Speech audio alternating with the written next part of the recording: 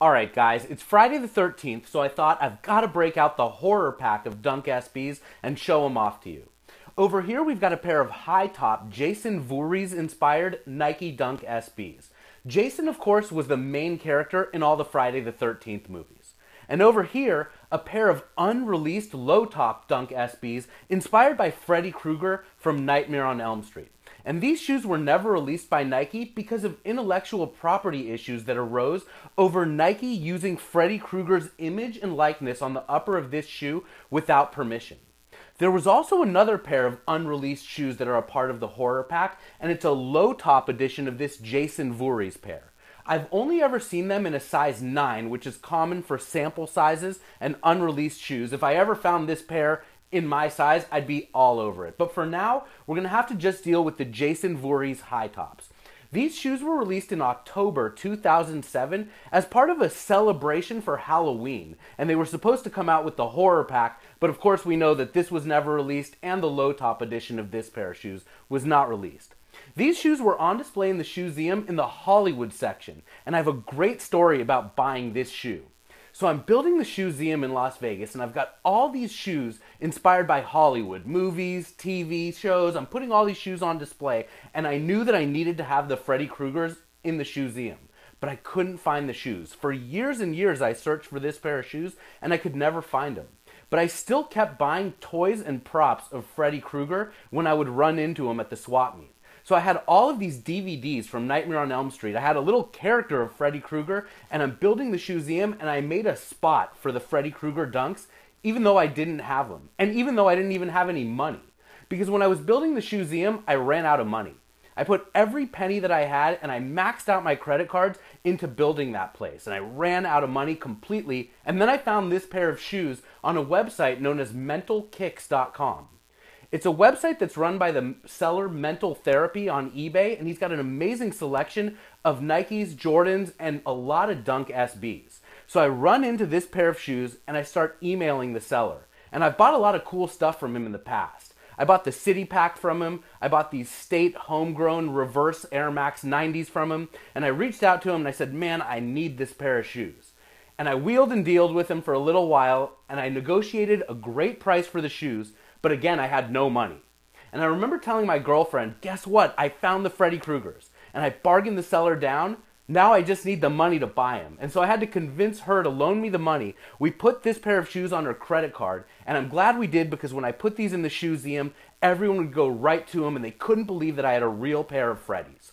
Let's have a look right here at the Jason Voorhees pair, and then we'll get over to the Freddys. Come on over, get close. So we've got these Jason Voorhees Dunk High SBs from October of 2007, part of the horror pack. You'll notice the red distressed leather upper with white on it. The red upper is going to be reminiscent of Jason's bloody face underneath a hockey mask. The hockey mask is white, so of course you've got white on the upper of these shoes. These shoes were on display with DVDs of Friday the 13th and of course a hockey mask to bring them to life. And they're amazing. They're worth about $300 or so, and if you can find those unreleased sample low tops, those things are worth $1,500, maybe more.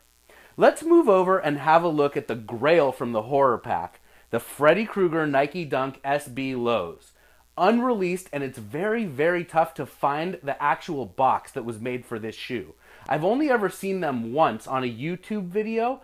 Go and check out my boy Doris Bennett's collection. His real name is Dwight Bodycott, but he has a YouTube video. It's about 10 minutes long. It's a few years old now, and he goes through his Dunk SB collection. He's got a couple pairs of these Freddys, including one in the original box. Check out that video. It'll blow your mind. So when you look at the upper of this amazing pair of shoes, of course you'll notice the red and grayish green stripes. That's going to be reminiscent of Freddy's sweater from the movies. You're going to see blood splatter all over the upper of the shoe.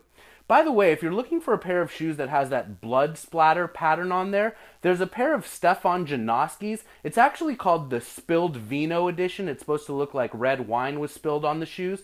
They're worth about $300 or so, and they're much more readily available than this pair of Freddys.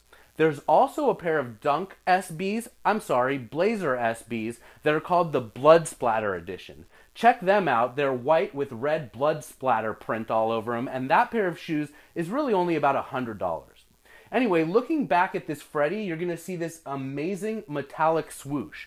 And it's going to be reminiscent of Freddy's knife fingers. If you know the Freddy Krueger movies, he's got sort of a claw with silver metallic knives as fingers, and that's going to be the inspiration behind the swoosh.